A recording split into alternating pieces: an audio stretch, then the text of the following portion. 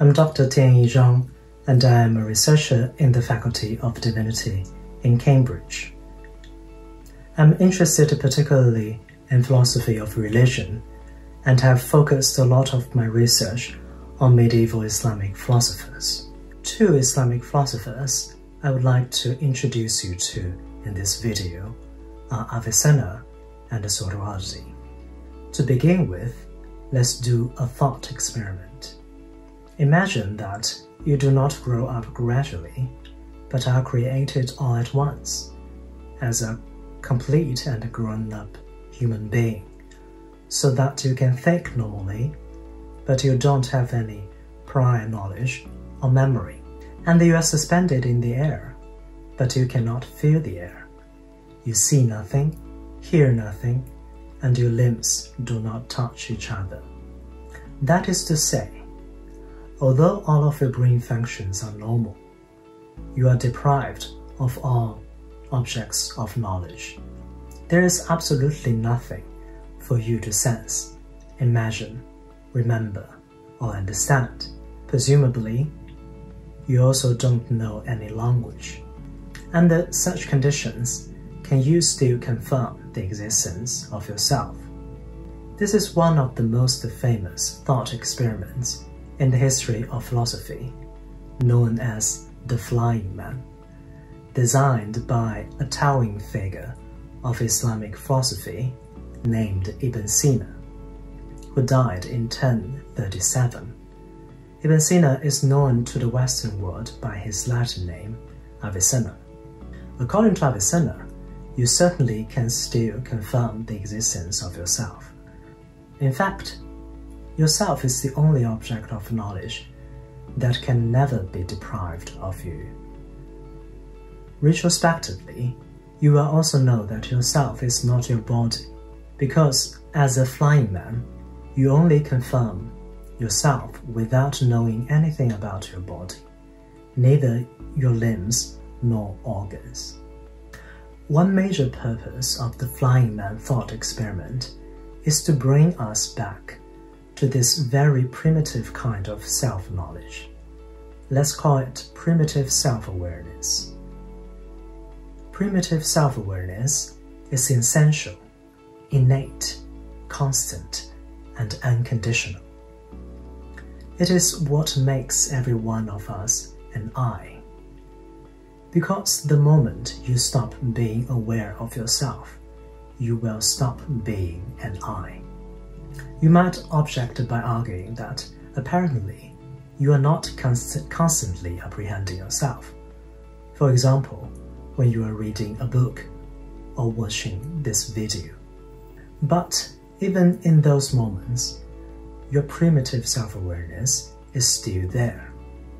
It is your awareness of your primitive self-awareness that is absent. Primitive self-awareness is so fundamental that it actually underlies everything we know, we say, and we do. Because whatever you know, you say, and you do, you are already aware that it is you who know, say, and do those things. Later, Avicenna's concept of primitive self-awareness was adopted and developed by another Islamic philosopher named Suhrawardī, who died in 1191. Suhrawardī is the founder of the Illuminationist tradition of Islam.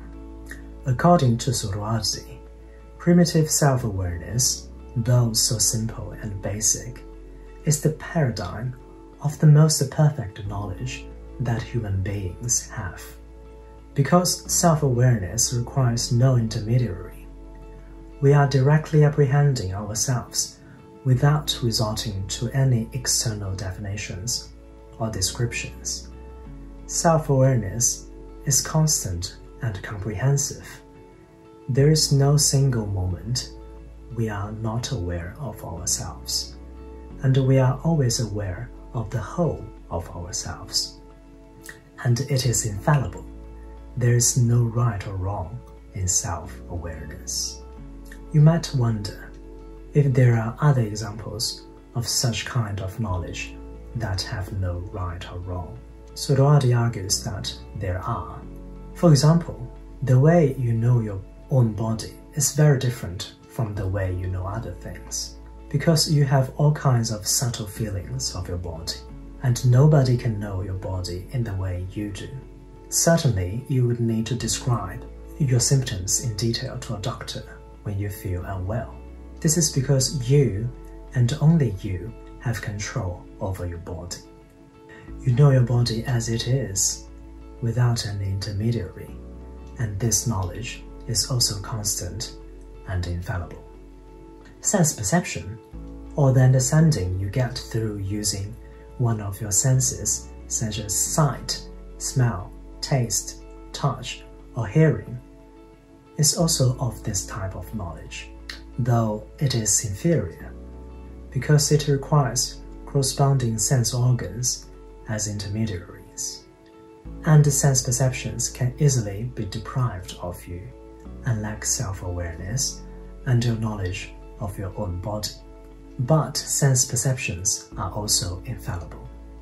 If you see a stick bends in some water, your eyes are not lying to you. They show you the real image. It is your judgment that the stick actually bends that is fallible, not the sense data themselves. You either know the sense data or you don't.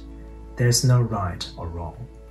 Bertrand Russell, the great British philosopher who came to Cambridge as a young student, also speaks about this type of infallible knowledge. He calls it knowledge by acquaintance. Suhrawardī calls it presential knowledge because self-awareness, your knowledge of your body, and sense perceptions all occur simply due to the very presence of the objects of knowledge themselves to you directly. None of them are representations of the objects. The real significance of presential knowledge lies in the way we do philosophy and the way we know God and other divine beings like the angels. From the very existence of the presential knowledge we already have, it can be inferred that there might also be some even superior presential knowledge that we can pursue. Suppose you're not only controlling your body, but also controlling everything else that surrounds you in a similar way: the desk, the chair, the walls, and even dust. You would know all these things just like how you know your body and yourself, and your knowledge of them would also be constant, comprehensive, and infallible. All those things will be present to you together with yourself. According to Suhrawardī, this gives us an idea of what God's knowledge must be like.